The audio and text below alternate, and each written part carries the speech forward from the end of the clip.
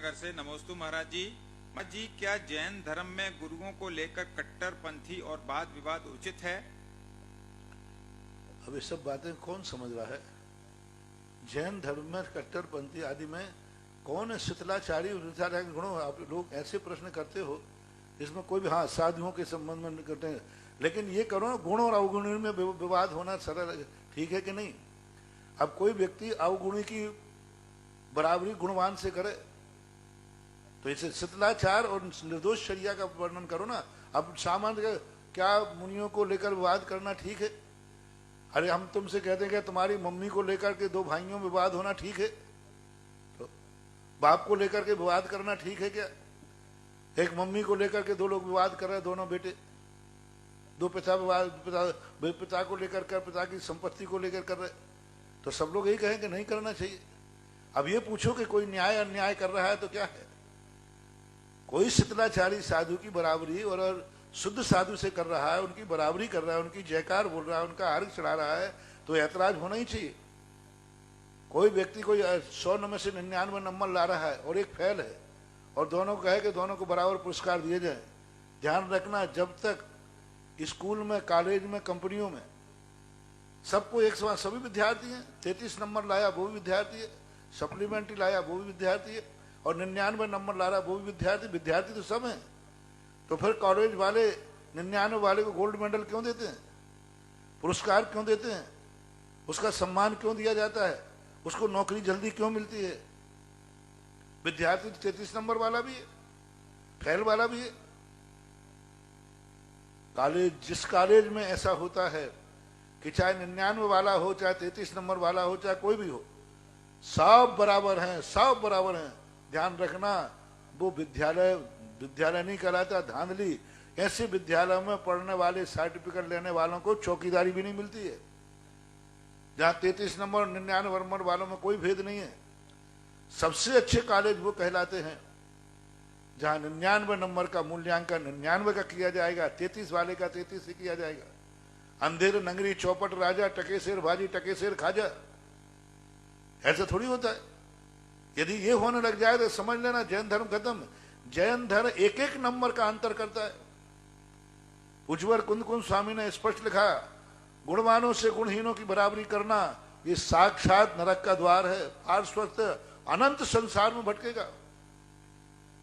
जो एक अच्छे साधु की साधना करने वाले भ्रष्ट शीतलाचार साधु की बराबरी करता है, उनके बराबरी पे फोटो लगाता है, उनकी बराबरी पे अर्घ चढ़ाता है, उनकी बराबरी पे जयकार बोलता है, ध्यान रखना उसकी दुर्गति निश्चित है। बहुत बड़ी निंदा की इसमें। सारी जिंदगी भर का पुण्य जो है क्षय को प्राप्त हो जाएगा। ये भेद तो करना ही पड़ेगा। एक एक नंबर का भेद करो। जो साधु जिनकी साधना पवित्र है, जिनकी चर्या पवित्र है, उनको उसका स्थान मिलना चाहिए। और जो साधना के भ्रष्ट हैं, पतित हैं, उनको उस बराबरी पर बैठालना ये समाज के लिए कलंक है, धर्म के लिए कलंक है। धर्म ऐसे समन्वय की बात नहीं करता। ऐसे प्रश्न करने से कोई समाधान मिलने वाला नहीं है। साधु तो सब बराबर हैं। अरे साधु बराबर है, मैं पूछ रहा हूं 33 नंबर और 99 नंबर भी बराबर हैं क्या? ये भी तो इसका जवाब दो मुझे कि एक 33 नंबर और एक 99 नंबर कॉलेज में लाया, क्या दोनों को बराबर दृष्टि से देखा जाएगा?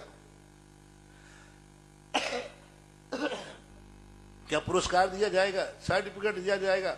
और जब नौकरी पे कोई ढूंढने आएगा तो 99 नंबर वाले को देगा कि 33 नंबर वालों को?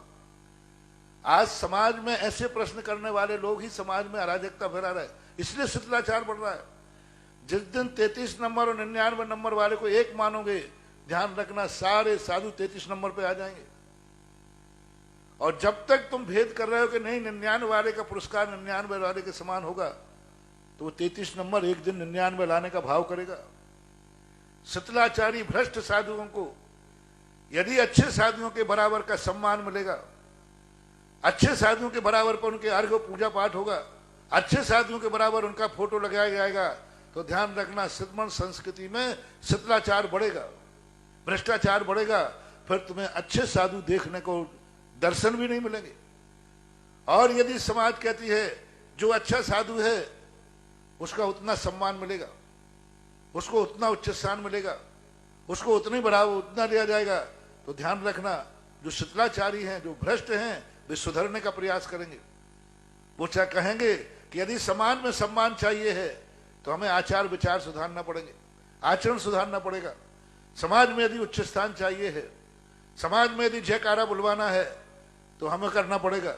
हर व्यक्ति यही कह रहा है कि टके सब साधु बराबर है।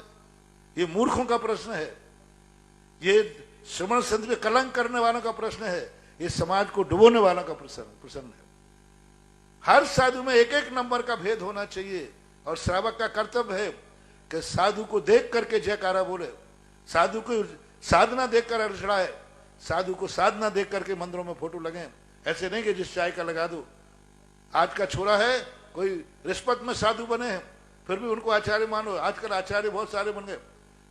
एक बार एक आचार्य आए मेरे पास, बड़े श्रेष्ठ थे, भ्रष्ट थे, सत्ताचारी थे। हमने उनका अभिवादन नहीं किया तो उन्होंने कहा महाराज जी मैं आचार्य हूं, आप आचार्य हैं क्या?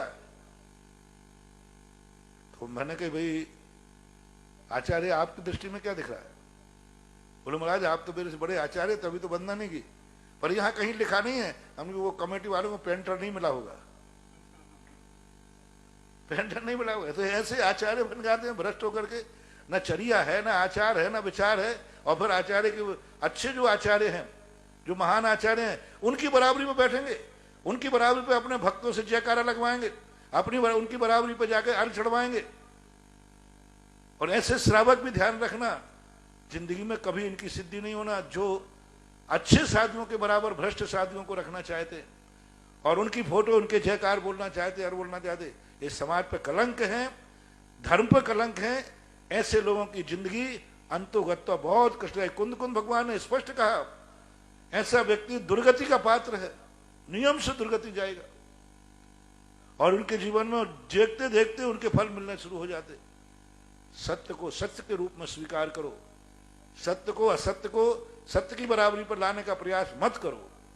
जान रहे हो, मान रहे हो, समझ में आ रहा है, फिर भी उसके बाद ही कर रहे हो ऐसा।